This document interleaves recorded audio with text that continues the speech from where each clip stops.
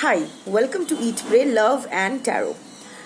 आज गुप्त नवरात्रि का first day है और जैसे मैंने कल आपसे कहा था कि आज से नेक्स्ट 9 डेज तक मैं सिर्फ और सिर्फ आदि शक्ति की मैसेजेस आप तक पहुंचाने की कोशिश करूंगी। शैडो वर्क करूंगी आप लोगों के लिए, हीलिंग के ऊपर बात करूंगी, गाइडेंस देने की कोशिश करूंगी जितना मुझे पता है, और कर्मा रिलीज के ऊपर फोकस करूंगी।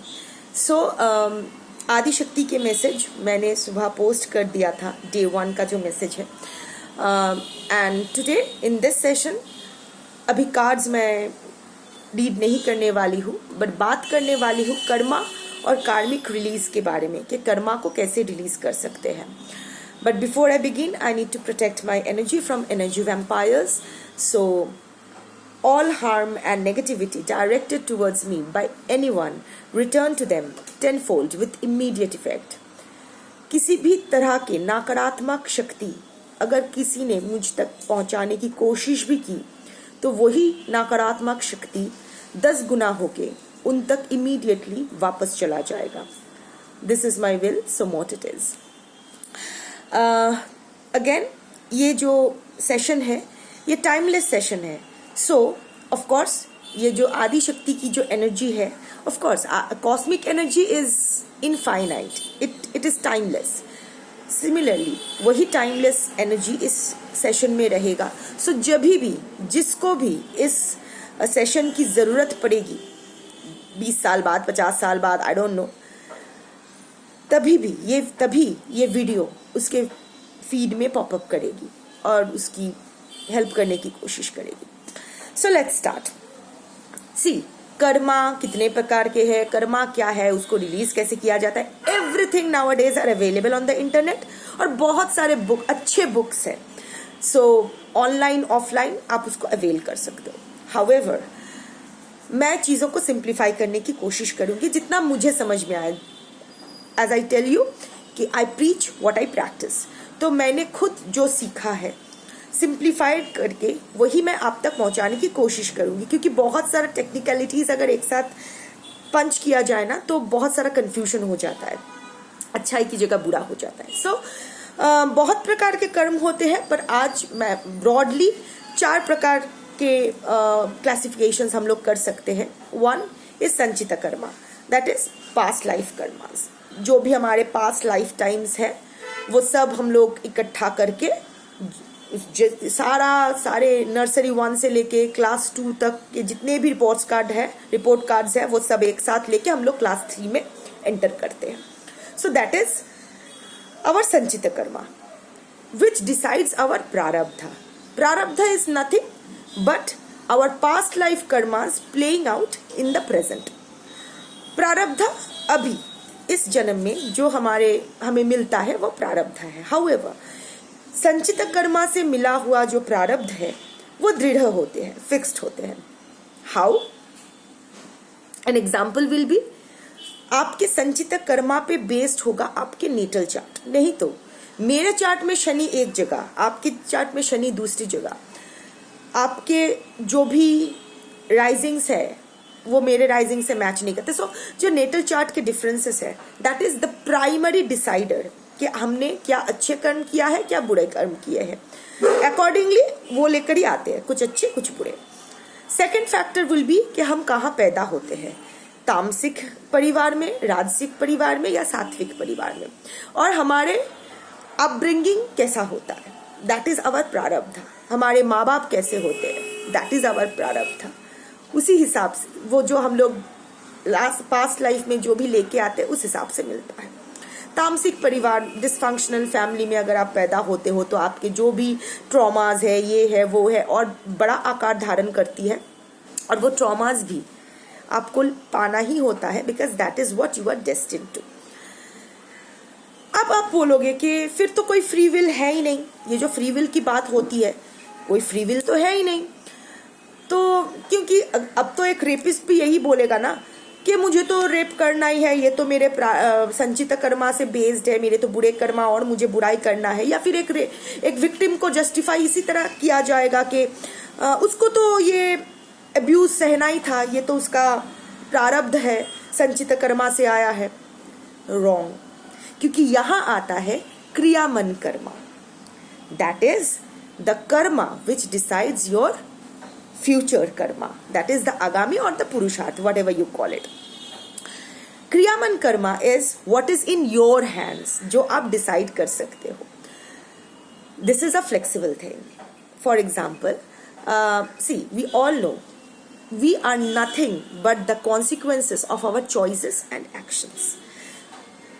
तामसिक परिवार में आप पैदा हो सकते हो. मैं खुद एक तामसिक परिवार से हूं, जहां आपको ये मौका मिलेगा. Kriyaman karma will give you the option to either make yourself or break your self.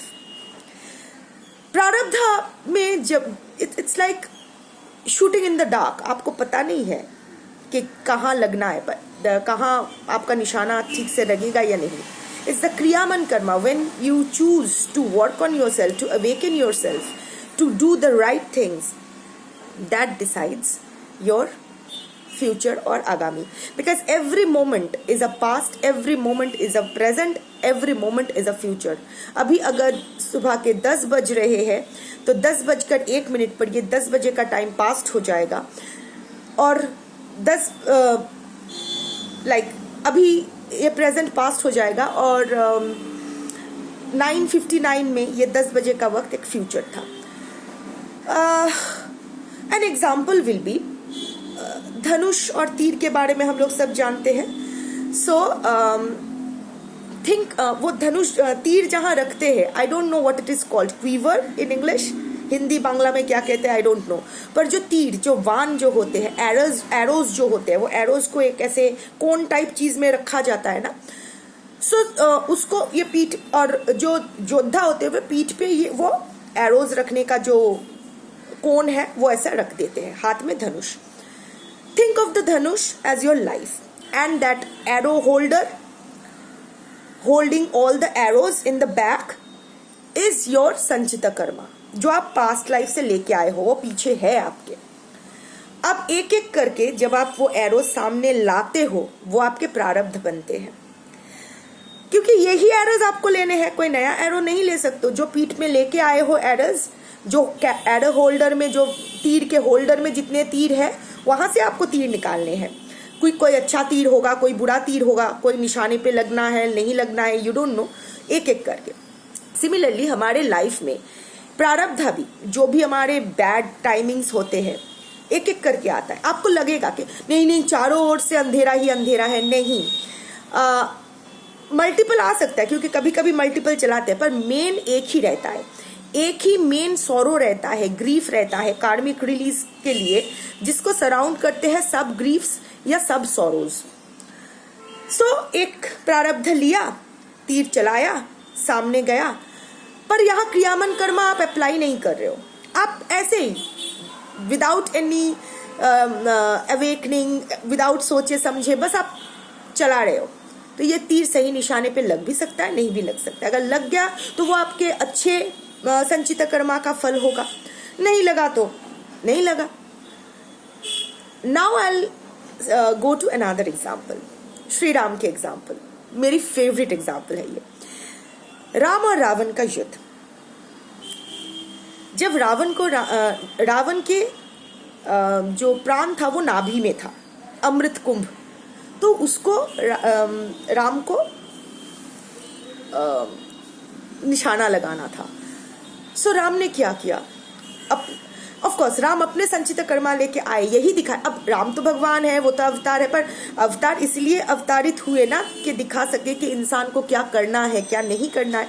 सो वो तो सात्विक परिवार में पैदा हुए and all that everything, but he also had his share of karmas. Ram के भी नेटल चार्ट बने हैं वहां, बट अगर देखोगे तो you will be able to pinpoint के क्या हो रहा था, क्यों हो रहा था. Anyway, not going into that.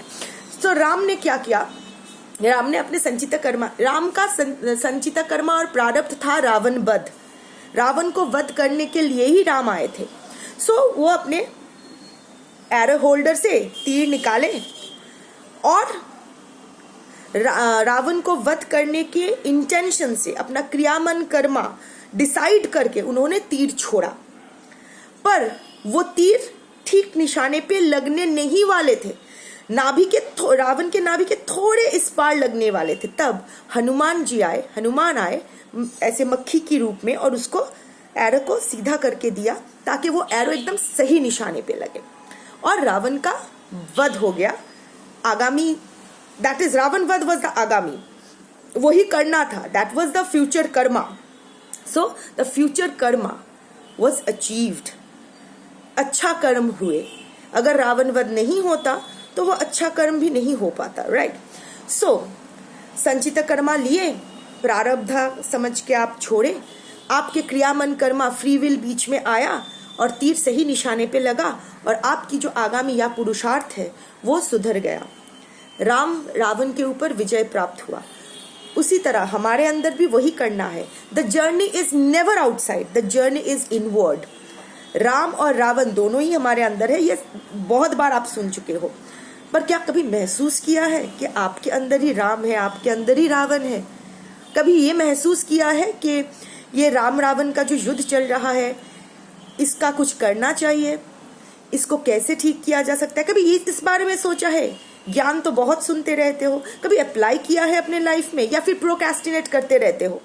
Procrastination is also bad Karma. हाँ, कि चलो बाद में देख लेंगे, सुन लिया बहुत अच्छा हुआ, क्या लेक्चर है, एकदम अरे सही पकड़ा, सही बोला, अरे अप्लाई तो करो। दवाई हाथ में लिए उछल रहे हो, उसको खाओ तो फिर तो ठीक होगे ना। So that is what is, तो kriyaman karma is the one which is in our hands, जो हम लोग, जिससे हम लोग अपना कार्मिक रिलीज कर सकते हैं, अपना कर्मा, फ्यूचर कर्मा सही कर सकते हैं।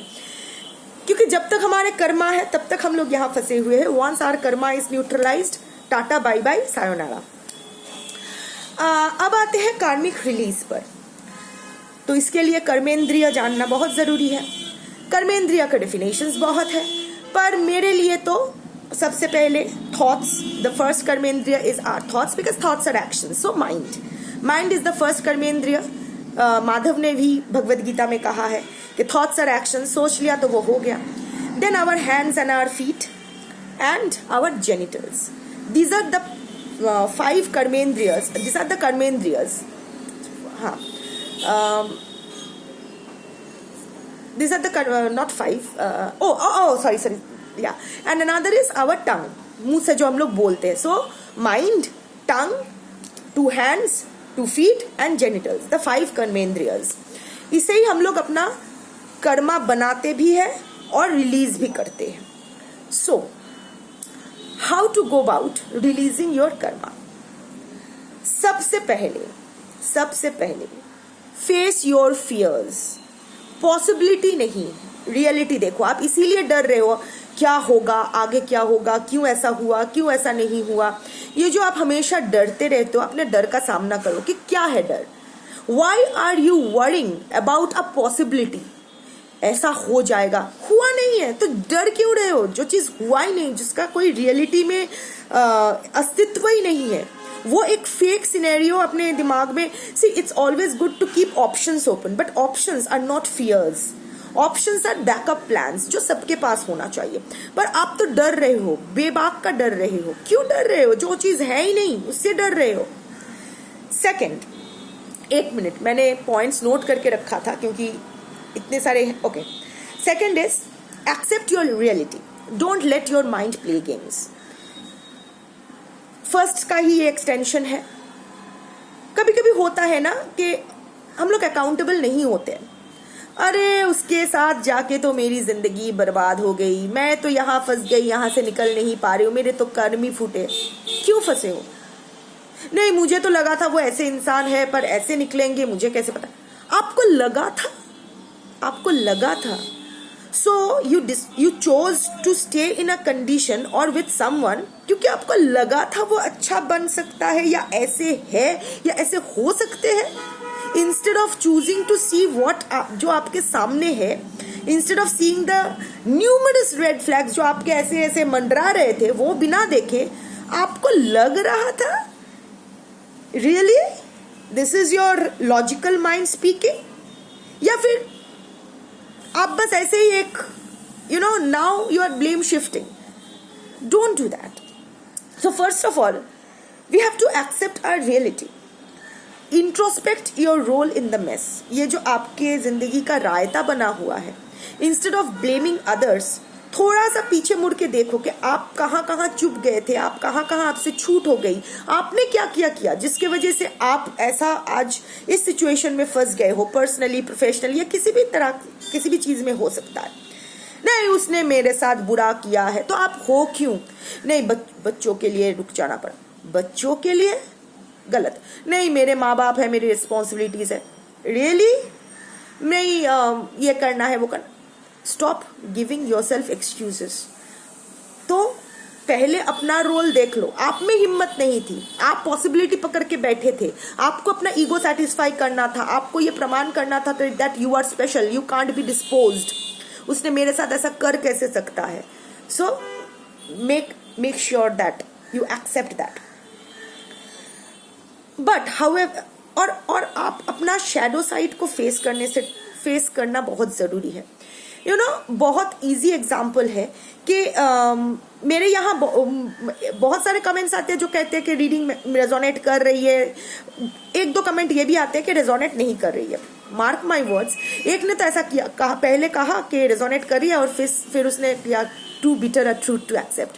आई सल्यूट दैट पर्सन कि उसने अपना शैडो साइड, उसने अपना अंदर के जो डॉक्टर जैकिल और मिस्टर हाइड है, हम सब में होता है, तो मिस्टर हाइड को एक्सेप्ट किया। पर ऐसे बहुत लोग होते हैं कहते हैं रेजोनेट नहीं किया। तो मैं जब कहती हूँ कि ठीक है ये रीडिंग आपकी नहीं है, तो वो कलेक्टिव है, कलेक्टिव रीडिंग है, तो वो लोग कहते हैं कि नहीं वो तो मैंने अपने पर्सन को तो 2 महीने पहले ही एकदम सब कुछ नाता तोड़ दिया क्योंकि वो थर्ड पार्टी में था। तो फिर आप अभी भी बैठ के टैरो रीडिंग क्यों देख रहे हो कि आपके पर्सन वापस आएंगे कि नहीं, कैसे है, क्या कर रहे हैं? एटलीस्ट आपसे खुद से तो झूठ मत बोलो यार। So first of all accept yourself. आपके अंदर जो डॉक्टर जैकिल और मिस्टर हाइड है, दोनों को एक साथ एक्सेप्ट करो। Do some shadow work. I am not asking you to punish yourself, do no, be soft. In fact ये जो एक्सेप्ट नहीं कर रहे हो खुद को, ये अपने आप के साथ बुरा कर रहे हो, ये अपने आप को रिजेक्ट कर रहे हो, अपने आप को रिजेक्ट कर रहे हो, इसीलिए लोग आपको रिजेक्ट कर रहे हैं। आप अपने साथ बुरा कर रहे हो, इसीलिए आप बुराई अट्रैक्ट कर रहे हो। जो नेगेटिविटी का जो भी आपके अंदर जो भी नेगेटिविटी है ना, वही नेगेटिविटी और नेगेटिविटी अट्रैक्ट कर रही है। तो first of all you have to forgive yourself कि हाँ मुझसे गलती हुई है, मैं हो गया, अभी शायद यही मेरे कर्मा थे, पर अब मैं ये कर्मा अपना क्रियामन कर्मा पे ध्यान देने वाली हूँ, अपना कार्मिक रिलीज करने वाली हूँ। तो सबसे बड़ा कार्मिक रिलीज क्या है पता है? The moment you accept and acknowledge yourself as you are, the moment you accept and acknowledge that you are responsible for all the mess that is going on in your life, the moment you accept and acknowledge कि आपके साथ जो भी हो रहा है वो आपके संचित कर्मा और प्रारब्ध के लिए ही हो रहा है, पर ऐसा आप बर्दाश्त नहीं करोगे, आप इस पर काम करोगे, आप ये कर्मा रिलीज करना चाहते हो। Intention is the main thing. The moment आप ये संकल्प लेते हो अपने आप से कि अब से मैं ठीक करूंगा, सब कुछ सही होगा, अपने साथ अपना कार्मिक रिलीज करूंगा, that is the point when your karmic release, karma release actually starts.